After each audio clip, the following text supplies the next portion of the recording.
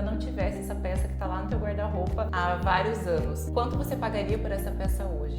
Quando a gente gasta muita energia, tempo e dinheiro numa situação, num determinado projeto que seja, acaba sendo muito mais difícil da gente abrir mão, ainda que não esteja sendo tão viável. A gente tem a tendência assim de evitar o desperdício, mas enquanto a gente mantém aquilo que não está dando certo, a gente está aumentando o desperdício. Quando você mostra para as pessoas que você valoriza o seu tempo, as pessoas passam a te respeitar mais e não a te necessariamente a te julgar e te rejeitar porque você não está dizendo sim a tudo que elas pedem, né? Em geral, dizer não exige trocar popularidade por respeito. Quem não consegue articular os próprios limites para si e para os outros não pode esperar que as pessoas os respeitem ou mesmo os percebam. Às vezes a gente acha que rotina é uma coisa que aprisiona, tipo, ai, que chato fazer as mesmas coisas todos os dias. Mas essa é uma ideia muito equivocada que a gente tem, porque na verdade a rotina libera espaço. Olá, eu sou a Jordana. Eu sou a Paola e esse é o Virando a Página. Um podcast para quem busca autoconhecimento, desenvolvimento pessoal e propósito através de bons livros. E no episódio de hoje a gente vai dar continuidade ao livro Essencialismo, que está sendo um show aqui, eu acho, de ensinamentos pra gente, pelo menos pra mim serviu muito. Super. E a gente vai começar introduzindo um pouquinho vocês, para quem não assistiu o episódio passado, que foi o primeiro episódio do Essencialismo, assista, que vale muito a pena. E a Jor vai introduzir um pouquinho pra gente sobre o que nós falamos no episódio passado. A gente falou um pouquinho sobre o que está por trás desse comportamento essencialista, né? Então, quais são as bases dessa filosofia, eu acho, né? Do essencialismo. Filosofia também. Que eu acho que a gente pode resumir basicamente, assim, em menos, porém melhor, né? Com certeza. Então, ter mais estratégias, saber identificar, ter clareza de quais são as suas prioridades, saber identificar isso. E a gente comentou que o livro, ele estrutura essa prática essencialista em 3 principais pontos, né? Então seria o explorar, o eliminar e o executar. Na semana passada a gente falou sobre o explorar. Isso. Na semana passada a gente falou sobre o explorar, que eu acho que é mais uma visão geral do que está acontecendo, assim, à nossa volta. Sim. Que não adianta ser bom ou muito bom, tem que ser excelente. E ele ajuda também a gente a enxergar o que é trivial e o que não é, pra gente praticar realmente o essencialismo na nossa vida. E de fato, a gente trazendo já, a gente utilizando, eu acho que isso na nossa rotina, lembrando de todos os ensinamentos da vida, faz muita diferença, porque ele fala quase tudo é trivial, quase tudo é ruído. Ele fala mesmo, 90, 99%. 90%, se não me engano, é ruído. É trivial. E a gente saber discernir isso, então. Então na semana passada a gente falou bastante sobre o explorar, que é esse olhar mais observador. Onde a gente vai gastar a nossa energia. Isso. Então vamos começar com o eliminar. Vamos! Ele começa então essa segunda etapa falando sobre como a gente pode excluir essas muitas coisas triviais de uma forma mais prática, então. Tipo, tá, a gente já entendeu até aqui o que tem que fazer, mas como que a gente vai fazer isso, né? Exato, a gente já entendeu a essência do essencialismo, qual que é a base, qual que é a filosofia, agora eu acho que pode colocar que a gente começa as questões práticas aqui. Quando ele fala do eliminar, ele traz uma pergunta que eu achei muito boa, e eu até coloquei aqui no meu resumo para trazer para vocês, que é a seguinte: se essa oportunidade não tivesse surgido, o que eu estaria disposto a fazer para consegui-la? De uma outra perspectiva, uma perspectiva que não é a do dono, uma perspectiva que não é a da pessoa que está naquela situação. Se fosse hoje, se você não tivesse inserida nesse meio que você está hoje, o que você faria para estar nessa posição, para estar com essas responsabilidades, esses compromissos que você assumiu? É como uma peça de roupa, né? Se você ainda não tivesse essa peça que está lá no teu guarda-roupa há vários anos, quanto você pagaria por essa peça hoje? Então essa é a ideia assim, central do eliminar, eu acredito. Eu achei incrível esse exemplo que a Jor deu, que o livro traz, porque faz realmente a gente refletir qual que é o tamanho da importância daquilo pra gente na nossa vida. Realmente, será que a gente não está dando mais importância do que de fato tem, que é a história do guarda-roupa que ele traz. E essa pergunta eu acho que a gente trazendo para nossa rotina também, para o nosso dia a dia, que é o que ele fala. Não adianta a gente ter boas escolhas ou excelentes propostas, oportunidades, se não tiver alinhado de fato com aquilo que a gente quer, com aquilo que está alinhado com o nosso propósito. Porque excelentes oportunidades vão ter, mas será que ainda tem alguma delas que vai estar alinhado? Quanto você pagaria por aquela oportunidade que apareceu? Quando ele fala ali das práticas, uma delas é o esclarecer. E o esclarecer é justamente você entender que não é qualquer atividade que vai estar alinhada com o que você deseja. E o autor fala, isso parece muito óbvio, mas exige muita clareza de propósito, que é exatamente o que você falou. E a clareza de propósito, vocês vão voltar um pouquinho pro para vocês pensarem também sobre isso.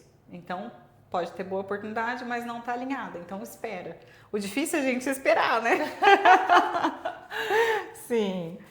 Aí, além de esclarecer, ele fala sobre o ousar. E o que seria o ousar? Aqui ele toca num ponto que é muito sensível, acredito que para muita gente, inclusive para mim, que é o saber dizer não. Então, como você vai dizer um não para as pessoas com elegância, mas também com posicionamento? E nessa parte do livro é até interessante que ele traz, inclusive, exemplos práticos, né, de como você pode dizer esse não de uma forma efetiva, mas que não seja grosseira, enfim. Sim, que não seja agressiva, né? Isso. Dizer não com elegância não significa usar a palavra não. Os essencialistas escolhem um não com mais frequência do que dizem não. Então você não precisa, assim, se essa palavra soar muito grosseira, muito agressiva, você pode fazer isso de outras formas, né? E tem até um livro que eu li do Chris Voss, Negocie Como Se Sua Vida Dependesse Disso. Você já leu, amiga? Não, amiga, eu já ouvi falar desse livro, mas eu nunca li. Ele é muito bom. E ele usa técnicas de negociação para falar exatamente como que você recusa uma proposta ou como que você mostra o seu ponto, que é contrário da pessoa que você está negociando, mas sem bater de frente tão claramente com ela, sem confrontar. E ele dá um exemplo, assim, se a Paola me chama pra, sei lá, tomar um café agora depois do episódio, eu posso falar pra ela, não posso, ou eu posso falar pra ela, mas como que eu posso fazer isso, amiga, se eu tenho prazo pra entregar ainda hoje? Não dá, sabe? São tons diferentes, frases diferentes que você usa, mas que têm o mesmo objetivo. Sim. Então, no livro ele traz muito isso, assim, essas formas de você negar, recusar uma proposta, uma oportunidade que não está alinhada com aquilo que você quer naquele momento, sem fechar portas, eu acho. Dizer um não realmente elegante. O exemplo do café mesmo, que a senhora falou assim, amiga, hoje tem isso para fazer, mas a gente pode tomar um café, tal, fica bom para você? Também é um não, mas de uma forma muito clara e elegante e tudo bem, né? Eu acho que isso é importante. Eu acho que comunicação é tudo, né? Para dizer não, tem várias formas. Mas o foco aqui que ele diz, além da forma de dizer não, é o que é essencial, é realmente o dizer não. A importância do dizer não. E exatamente isso, selecionar o que para onde você vai colocar a sua energia e dizer sim. Todos os capítulos, né, que a gente, e subcapítulos, assim eu posso dizer, do essencialismo, ele tem um quadro que resume, eu gosto de falar desses quadros. Por exemplo, aqui nesse, né, do dizer não, que ele fala, o não essencialista evita dizer não para não precisar lidar com a pressão e o mal-estar social, diz sim a tudo. Já o essencialista ousa dizer não com firmeza, decisão e delicadeza, só diz sim ao que realmente importa. E essa parte da pressão social também achei bem legal que ele trouxe, porque muitas vezes a gente tem essa dificuldade de dizer não justamente porque não quer desagradar, tem o medo de desagradar, tem o medo de desapontar. E aqui eu achei super legal que ele trouxe duas questões que a gente pode levantar nesse sentido aí, então, desse medo, dessa pressão social. A primeira é que é diferente você dizer não para aquela oportunidade e você dizer não para a pessoa. Às vezes a gente confunde as coisas e acaba que fica uma coisa pessoal, mas não é pessoal, você não está dizendo não para a pessoa, você está dizendo não para aquela solicitação, para aquela oportunidade. Então esse eu achei um primeiro ponto bem legal.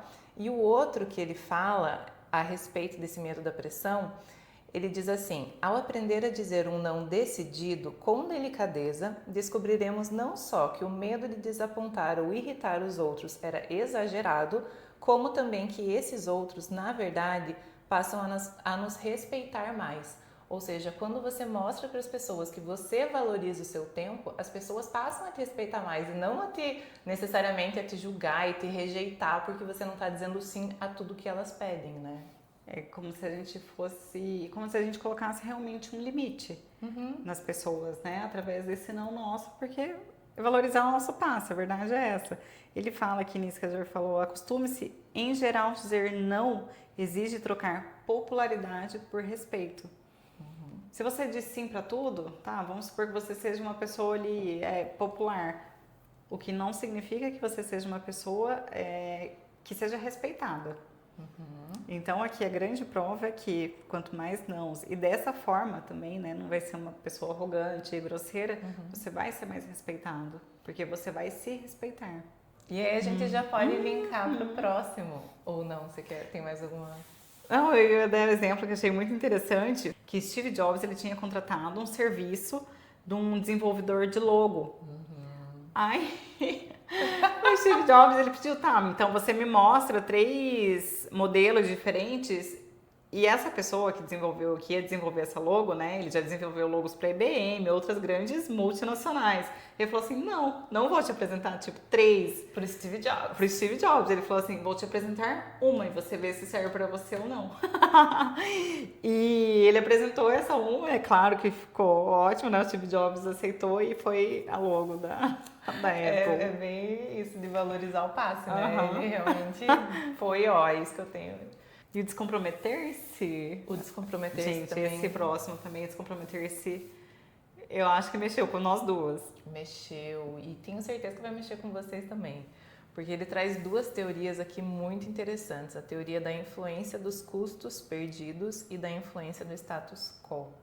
Conta pra nós, amigo, o que é a teoria da influência dos custos perdidos. Vou começar com um exemplo. Não sei se todos vão lembrar, mas eu vou contar a história aqui do jato Concorde, que foi um jato fabricado tem uma capacidade menor de pessoas, mas ele fazia o trajeto de Londres para Nova York em 2 horas, 52 minutos e 59 segundos, metade de um tempo que um avião normal levaria nesse trajeto. Só que tempos depois foram descobrir que não era um custo viável pelo investimento que foi feito. Passaram 4 décadas injetando dinheiro porque a conta não fechava nesse jato Concorde só para manter essa rota, só para manter o jato ali em linha de funcionamento pelo custo que teve da fabricação dele mesmo, do desenvolvimento dele. Mas o que quer dizer isso? Por que a gente entrou nesse exemplo? Quando a gente gasta muita energia emocional, tempo e dinheiro numa situação, num determinado projeto que seja, acaba sendo muito mais difícil da gente abrir mão, ainda que não esteja sendo tão viável, como o exemplo do jato Concorde. É o famoso não largar o osso. A Jor resumiu tudo.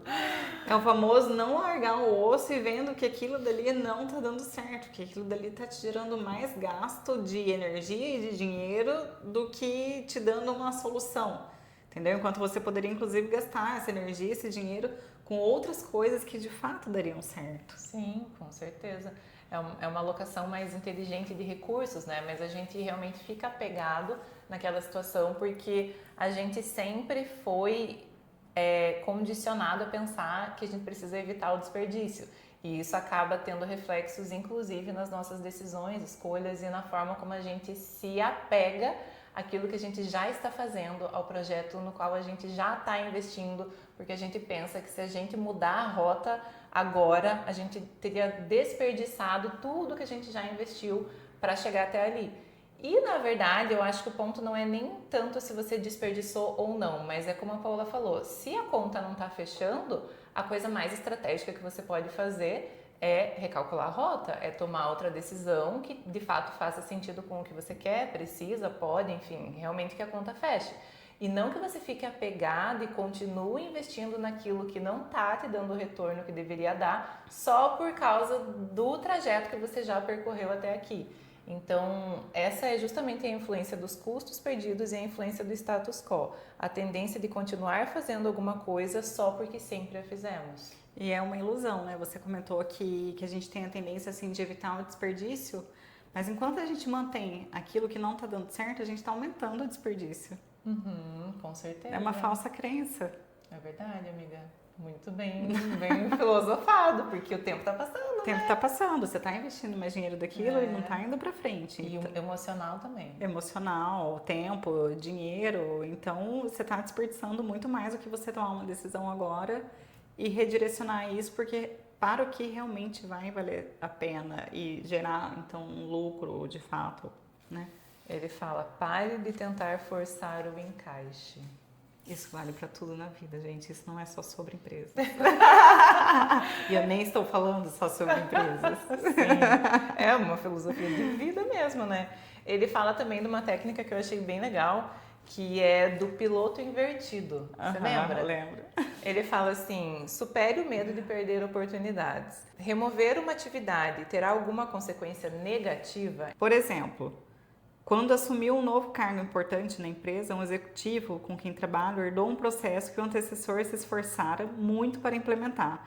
Um imenso relatório altamente visual sobre uma grande variedade de assuntos, atualizado toda semana para os outros executivos. Aquilo consumia uma energia enorme da equipe e ele achou que talvez não acrescentasse muito valor à organização. Então, para comprovar a hipótese, adotou o piloto invertido, simplesmente parou de distribuir o relatório e esperou para ver qual seria a reação.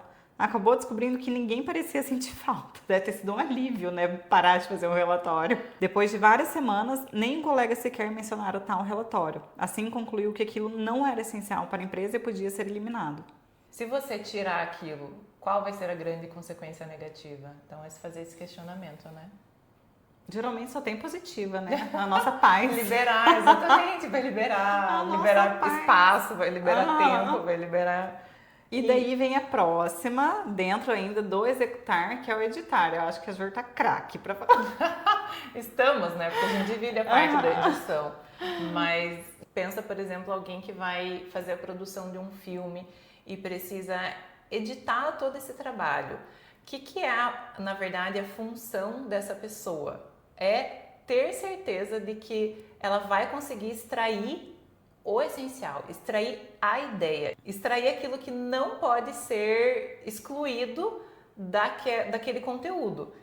E é muito difícil fazer isso, é fácil a gente se perder, porque principalmente se você participou da produção daquilo, você acha que tudo é muito importante, mas não, você precisa ter esse exercício de concisão, de entender, você está dizendo o que precisa ser dito, as pessoas estão entendendo o que é realmente o que tem que ficar para a mensagem que você quer passar.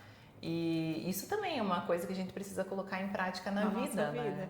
E aqui ele faz uma pergunta, usando esse caso, o exemplo do filme que a Jor deu, que a gente pode fazer, aplicar por analogia, claro, na nossa vida. Tal personagem, reviravolta ou detalhe, melhora a obra? Se a gente tirar, editar aquela parte ou deixar aquela parte, se eu deixar, por exemplo, aquilo dali, vai melhorar? Vai manter, né, a ideia central do que aquela peça, aquele filme quer passar? E na sequência ele fala então do limitar. O limitar tem muito a ver com estabelecer limites, de fato barreiras, ter essa sabedoria de enxergar quais são os seus limites e de realmente conseguir colocar isso para as outras pessoas. Porque quem não consegue articular os próprios limites para si e para os outros não pode esperar que as pessoas os respeitem ou mesmo os percebam. Mas eu acho que encaixa bastante sobre o que a gente falou do dizer não com elegância. Que também é... E aqui ele fala sobre o não de novo. Tanto é que no começo desse capítulo do limitar, ele fala assim, não é uma frase completa. Acho que os dois se complementam aqui. Também acho, porque para você dizer um não assertivo, né, você tem que de fato entender se aquele não tá condizente com os seus limites. Tem uma parte que fala que eu destaquei. Afinal de contas, se não estabelecermos limites, eles não existirão, de fato, porque, gente, limite diz respeito a nós. Se a gente não falar o que pensa, se a gente não falar o que às vezes chateou, magoou, como é que o outro vai saber até onde vai o seu limite, até onde ele pode ir com você? É difícil. Pior ainda, haverá limites, mas apenas aqueles determinados por omissão ou por outra pessoa e não de caso pensado. Que é volta naquela questão de viver a vida dos outros, né? Da coragem de não agradar. Então, posicionamento. Acho que tudo é sobre posicionamento. Um quadro resumido aqui também, dessa parte do limite. O não essencialista acha que se tiver limite, será limitado. Vê as fronteiras como restrições. Gasta energia tentando o não direto. O essencialista sabe que se tiver limites, será ilimitado. Considera as fronteiras libertadoras. Estabelece com antecedência regras que eliminam a necessidade do não direto. Isso eu acho muito legal. E daí aqui ele traz exemplo também de um acordo. Ele deu um exemplo de se não me engano, eram 2 professores que iam trabalhar juntos em um processo. E um era difícil e o outro era difícil também. Só que o que um fez com o outro? Antes deles começarem esse projeto juntos, eles elaboraram um contrato social. Então tá, vamos trabalhar dessa forma juntos. E assim fluiu muito bem o projeto inteiro, porque antes mesmo de começar, eles já tinham elaborado o contrato social deles. Foi muito legal mesmo. Eles falaram, o fulano, por exemplo, olha, esse é meu ponto fraco, esse é meu ponto forte. A partir daqui eu faço, a partir daqui eu não faço. E o outro foi lá e tudo bem, o meu ponto forte é esse, o meu ponto fraco é esse e eu funciono assim. Então, os termos estavam claros, né? Isso é ótimo, deixar tudo esclarecido antes é fundamental, evita muita coisa. E daí a gente vem pro último agora, que é o executar. O executar, aqui a gente entra então já no último passo, a gente falou do explorar, do eliminar e agora o executar. O que é o executar? É a gente entender como que a gente vai fazer esse processo, essa roda girar da forma mais fluida possível, então com o mínimo de resistência. Como facilitar mesmo essa execução. E aí ele começa falando do prevenir. O prevenir é você criar margens de segurança. E aqui também achei muito bom porque se aplica a N questões. Ele dá o exemplo da distância de segurança entre carros. O que seria isso, né? Você sabe que você tem que manter uma certa distância porque caso o carro da frente freie bruscamente ou aconteça qualquer coisa, você vai ter um espaço para manobra. E isso ele aplica na questão de execução de projetos, na questão de prazos. Então a gente sempre tende a achar que as coisas vão ser concluídas muito mais rápido do que de fato são, ou seja, que as coisas levariam muito menos tempo do que de fato levam. Então ele até fala, né, num prazo, sempre adicione 50%. Se você acha que as advogadas, se você acha que você consegue fazer em uma semana, fala para o cliente pelo menos 10 dias para você ter justamente essa margem de segurança, você não ser um otimista no sentido de achar que tudo vai fluir perfeitamente e está sendo sempre surpreendido pelos imprevistos, né? Isso acontece, eu acho, direto com quem mexe com obra, a gente vai se identificar super. Sim. Com reforma, vai acabar em um mês, leva 3 meses, 4 meses e nada, porque depende de vários fatores externos, né? Não só de uma pessoa ou 2 pessoas. É muito complicado, igual pergunta pra gente, né? Doutora, quanto tempo o processo vai levar, gente? Isso, minha filha. Aí você não adiciona 50%. Você fala, não tem. Eu não tenho como precisar. Pode ser que leve 3 meses, 6 meses, porque a gente depende de tantas pessoas. É a nossa parte, é a parte contrária, é o cartório da vara onde está o seu processo, é o juiz, é o assessor. É muita coisa, são muitas variáveis ali pra gente colocar um prazo. É impossível, gente, é muito difícil. Eu gosto de uma frase que também resume muito bem o prevenir. O prevenir e também uma inteligência emocional, né? Que é do Abraham Lincoln, que fala: dê-me 6 horas para derrubar uma árvore que passarei as 4 primeiras afiando o machado. Prevenção total, inteligência, né? Entender, estratégia, fazer uma projeção de cenários, né? Então, como ele fala, o que pode dar errado, quais são os riscos desse projeto, qual é o pior cenário, quais seriam os efeitos disso, o impacto financeiro. Então, assim, sempre pensar, até trazendo de um exemplo bem prático que ele traz no livro, né? Se eu sei que da minha casa até o trabalho geralmente dá ali uns 15 minutos, eu saio de casa pelo menos 25 minutos antes, porque você tem essa margem de segurança, justamente isso. isso aqui eu tenho que É o praticar não, mais. é o não contar com a sorte. Exatamente, contar que vai fluir tudo perfeitamente. Porque daí o não essencialista é isso, ele pressupõe que tudo dará certo, força a execução de última hora. Gente, isso gera uma ansiedade, nossa. E o essencialista cria margens de segurança para acontecimentos inesperados, pratica a preparação prévia e abrangente. O essencialista, ele espera, ele se prepara até para as coisas que podem dar errado, né?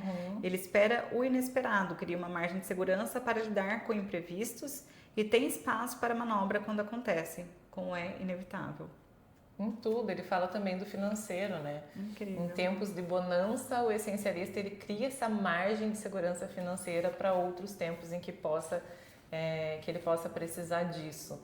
Então é realmente uma prática que pode se aplicar em todas as áreas da nossa vida. Ele deixa umas perguntas bem interessantes no final aqui do Prevenir, que é: que riscos eu corro nesse projeto?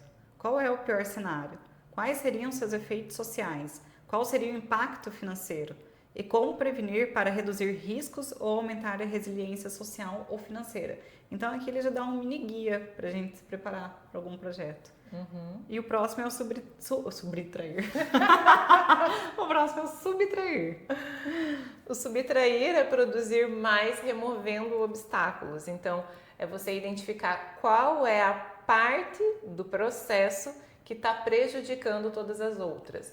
Então, quando tem alguma coisa dando errado, alguma coisa com resistência ali em algum processo que você tem, você identificar qual é de fato a pedrinha na qual você está tropeçando e tentar tirar esta pedra do seu caminho, do que você tentar pensar e recalcular toda a rota e assim ter um dispêndio ali, um gasto de energia, de tempo, de recurso em todo o processo, sendo que na verdade você poderia focar só na parte que não está funcionando nesse processo. Então, qual que é aquele pontinho que se você melhorar vai fazer todo o resto fluir melhor. Inclusive, ele traz um exemplo aqui de uns meninos que estavam andando na trilha. Um deles era mais lento porque ele estava carregando uma mochila mais pesada com suprimentos, enfim. Aí foram estudar para ver qual que era o problema, né? Que de fato era esse, que os outros estavam mais leves e ele estava mais lento por conta do peso que ele carregava. Então, qual foi a solução?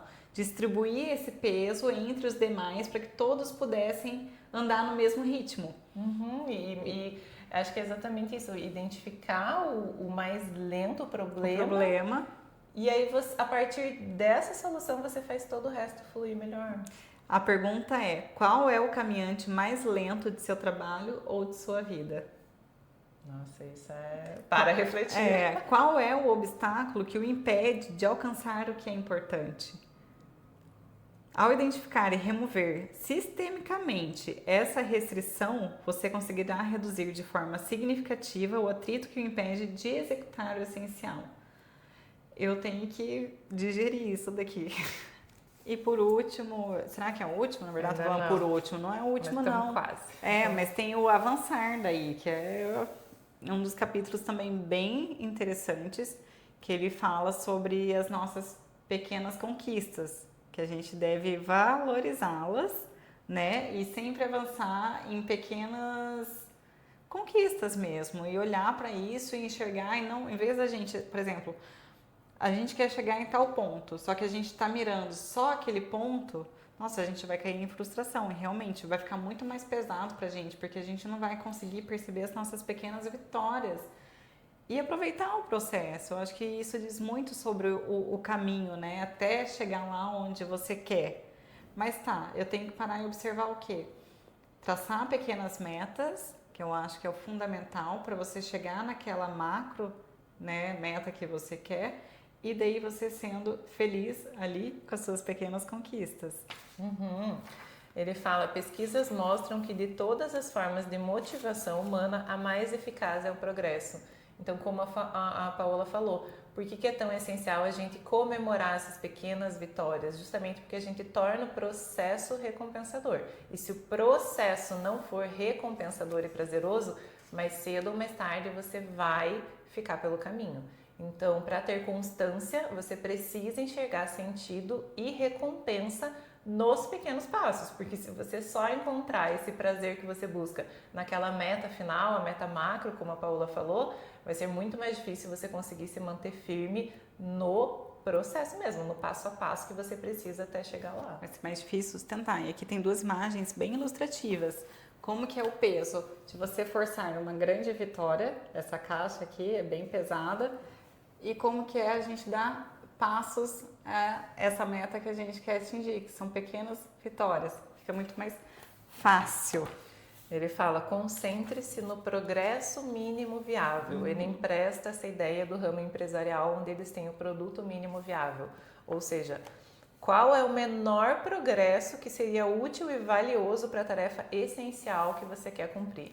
Então, não precisa ser, por exemplo, eu quero emagrecer. Não precisa ser, e não deve ser, né? Você do nada, começou segunda-feira, você mudou completamente tudo. Agora você vai na academia todos os dias, agora você não come mais carboidrato, agora você não come mais açúcar. Não sustenta. Não sustenta. Então, é exatamente isso. É você fazer qual é o mínimo progresso viável hoje. Por exemplo, essa semana está muito corrida. Essa semana eu não vou conseguir ir na academia 5 vezes, só vou conseguir 3. Então, essa semana o teu mínimo progresso viável é 3 vezes na academia. Então, é isso que você vai fazer. Então, é ter um horário, como a gente estava conversando, realista, né? Realista sobre a sua situação. Tá, essa semana minha agenda tá dessa forma, eu vou conseguir só 3 vezes na academia. Em contrapartida, o que eu posso fazer? Também eu acho que é uma baita ajuda, né? Vou ter que segurar mais a boca. Isso, é estratégia. É estratégia, gente. É perder para ganhar. É o tempo inteiro isso que o livro diz. É o perder para ganhar. Aí, a partir do momento que você tiver uma semana um pouco mais tranquila, que você consiga manter ali os 5 dias da semana em treino, aí você pode dar uma aliviada. Hoje eu posso me dar ao direito de comer isso daqui. Tudo tentar sempre manejar ali de acordo com a sua realidade, né? E já que a gente falou de exercícios e treino, acho que a gente já puxa o gancho pro fluir, que é justamente o poder de uma rotina certa, né? Ele fala a genialidade da rotina certa, a importância da rotina. Às vezes a gente acha que rotina é uma coisa que aprisiona, tipo, que chato fazer as mesmas coisas todos os dias. Mas essa é uma ideia muito equivocada que a gente tem, porque na verdade a rotina libera espaço mental para você fazer outras coisas, para você explorar a tua criatividade, para você ter tempo e paz para fazer outras coisas que não seja só estar sempre lidando com urgência e emergência e apagando incêndio e sendo requisitada. Quando você tem uma rotina, você tem, primeiro que para mim é controle. Uma previsibilidade. Isso, imagina você viver assim no imprevisível, o tempo inteiro, sem saber como que vai ser o seu dia de amanhã, tem a mínima previsão disso. Que consequentemente você não consegue se preparar. Então, se você não prevê, você não consegue se preparar. Se você não se prepara, você está sendo sempre surpreendido e vivendo no improviso. E com isso você não tem espaço para nada além do que essas surpresas na sua vida. Então é por isso que uma rotina ela é tão importante e tão libertadora. Justamente por isso, porque ela te permite criar espaço para outras coisas que não sejam só as demandas que vão surgindo, né? O quadro resumo aqui é muito bom, que o não essencialista tenta executar à força o que é essencial, justamente porque não prevê, não tem essa rotina, né, previsível, e permite que itens não essenciais sejam um padrão. Já o essencialista elabora uma rotina que preserva o essencial, tornando a execução algo que quase não exige esforço, porque ele já sabe como que vai ser o seu dia de amanhã, o que vai executar, já tem uma previsão daquilo. Faz do essencial a posição padrão. E aqui, uma coisa que eu acho interessante a gente pontuar é que ele fala da importância do ambiente, né? Então, de você identificar seus gatilhos, o que você quer mudar na sua rotina. Por exemplo, eu quero dormir mais cedo, mas o que está dificultando é que eu estou jantando muito tarde, e aí até lavar a louça, e até me arrumar e desacelerar. Então, você identificou isso? O que você pode mudar nesse gatilho, nesse seu ambiente, sabe? Que ajustes você pode fazer para, de fato, a coisa fluir de uma forma diferente? E uma sugestão que ele dá, que eu amo, que é fazer sempre o mais difícil primeiro. Então, o que para você é o mais desafiador, a tarefa mais desafiadora, você, na medida do possível, já coloca isso para ser feito na primeira parte do dia. Prioriza o que é essencial e eu e a Júlia, a gente pode falar sobre isso, que a gente aplica isso realmente na nossa vida. Eu comecei a fazer dessa forma há muitos anos, por quê? Eu vou explicar um pouquinho disso. eu tava trabalhando muito, muito, muito. Aí chegava no fim do dia, já à noite, porque eu saía do escritório tarde, muito cansada. E como eu não tinha feito o meu exercício, eu não fazia mais naquele dia, porque eu tava extremamente acabada, tipo uma meba, sabe, emocionalmente. O emocional mandando no corpo. Eu não tinha força. Então daí eu não priorizava o meu corpo, o cuidado comigo. O que eu comecei a fazer? Comecei a dormir mais cedo, a acordar mais cedo, priorizar a minha saúde física e emocional, consequentemente, ir para academia às 6 horas da manhã antes de tudo, antes de começar a trabalhar. Porque daí chega no fim do dia, eu não tenho a desculpa, tipo, trabalhei muito, tô cansada, não vou para academia. Porque eu já me livrei disso logo pela manhã. Priorizei isso na minha rotina, o que é essencial para mim. Sim, dessa forma você conseguiu cumprir essa proposta, essa promessa de cuidar da sua saúde. Então, na medida do seu possível, sempre tenta, assim, colocar realmente a atividade mais desafiadora ali no começo, que é o primeiro leão que você já mata no Já dia. mata, e acabar todas as... Ele fica livre depois. E com o processo é a mesma coisa. Sempre as coisas mais... É que eu sou uma pessoa muito diurna da manhã. O que eu tenho que fazer mais de difícil, tipo, se tiver que fazer uma defesa, se tiver que montar um inicial, enfim, mais difícil, é a primeira coisa no meu dia que eu vou fazer, depois da minha academia, daí, é claro. Sim. Depois de cuidar da minha mente, do meu corpo, aí eu começo no meu trabalho e vou priorizar dentro do meu trabalho o que for a atividade mais difícil, que vai exigir mais de mim. E aí ele vai para o focalizar, que é o focalizar? É lembrar do agora. A gente falou também bastante sobre isso no episódio da Carla Piovesan. Se você não viu, assista, porque é muito bom. Ela trouxe o livro do Poder do Agora. E é exatamente sobre isso, né? Sobre a presença, é sobre você entender... Beleza, às vezes é muito comum a gente ter N coisas para fazer, N problemas e achar que tem N prioridades. E o que o autor fala para fazer nesses momentos? Pega um papel e uma caneta e escreve. Eu amo, amo, amo fazer isso. Principalmente quando assim, você saiu de férias ou você estava uma semana fora da rotina. Chega aquela segunda-feira que você fica até com, meu Deus do céu, mas por onde eu começo? Por onde eu começo? O que você faz? Você pega um papel, uma caneta, lista tudo. E a partir do momento que você listou tudo que vem na tua cabeça que você tem que fazer de tarefa, aí você começa a fazer uma triagem. Beleza, o que é prioridade? O que eu preciso resolver agora? Então, o fato de você colocar no papel garante que você não vai esquecer de nada daquilo, ou seja, libera também o espaço mental e te faz enxergar com mais clareza sobre o que você precisa agir naquele momento. Você perde aquele peso de achar que você precisa resolver tudo naquele momento. Não, tudo bem, você tem 10 coisas para fazer, você vai resolver essas 10, mas você não vai resolver as 10 agora. Você começa pelo começo, pelo que é prioridade naquele momento. Então essa é uma dica de ouro que eu achei que ele dá no livro, né? Eu acho que agenda. Resumindo, agenda. Você tirar da sua cabeça e passar, ver aquilo de uma forma mais visual, realmente ter clareza do que você vai priorizar e saber que como está anotado em algum lugar, você não vai esquecer, que já está tudo organizado. Para mim, só o fato de saber que está anotado, está organizado, meu Deus, eu ganho um espaço mental absurdo, uma tranquilidade, uma paz surreal. Assim, me ajuda 100% no restante do meu dia. Facilita muito. Então, ter essa noção de que é importante ter essa agenda é bem bacana. Vocês vão ver como que vai ajudar muito vocês. É uma vida antes e uma vida depois da agenda. Total, é o antes e o depois. É a vida antes de Cristo, depois de Cristo. Se tem alguém aí que ainda não usa agenda, minha nossa, você tá vivendo errado. Usa agenda, começa a usar que você vai ver que vai ficar tudo muito melhor. E eu vou falar que eu tô usando muito o Google Agendas. Eu também uso o Google Agendas. Nossa, que salvação, porque daí eu separo por o que é evento, o que é tarefa, o que é evento, que eu tenho que me deslocar, coisas assim. Ele me lembra meia hora antes. Então, assim, ainda que eu esqueça, eu vou ter meia hora para chegar naquele lugar. É a margem de segurança. É a minha margem de segurança. Eu tô feliz da vida. Isso, nossa, maravilhoso. É muito bom. E por fim, ele fala do ser. O que é o ser, então? É fazer do essencialismo um estilo de vida. Porque todos nós temos, acho que sempre, né, gente? O yin, o yang, os equilíbrios. Então, todos nós temos uma parte não essencialista e uma parte essencialista. A questão é qual que vai prevalecer como um estilo de vida mesmo, né? E isso é um exercício para a gente aprender a, de fato, mudar essa proporção. a gente pode fazer isso, a gente pode aprender a ser, de fato, um pouco mais essencialista. E eu acho que uma frase que ele traz, que resume bastante toda essa ideia do essencialismo, é justamente de Thoreau, que a gente trouxe no livro do Minimalismo Digital também, que ele diz assim: acredito na simplicidade. É tão impressionante quanto triste a quantidade de problemas triviais que até os mais sábios acham que precisam resolver num dia. Portanto, simplifique o problema da vida. Distinga o necessário e o real.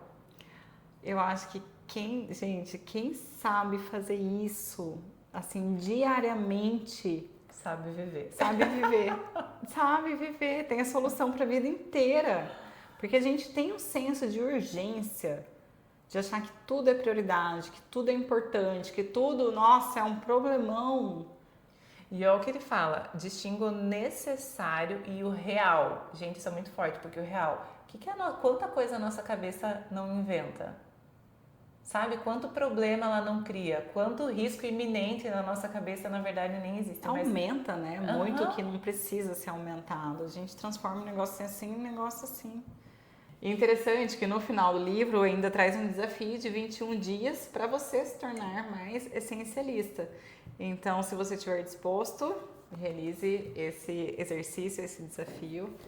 E se você não estiver disposto a realizar o desafio, mas quiser aprender mais e se aprofundar um pouco em tudo isso que a gente trouxe, fica a nossa super recomendação, né? Porque o Essencialismo, nossa, é um livro maravilhoso.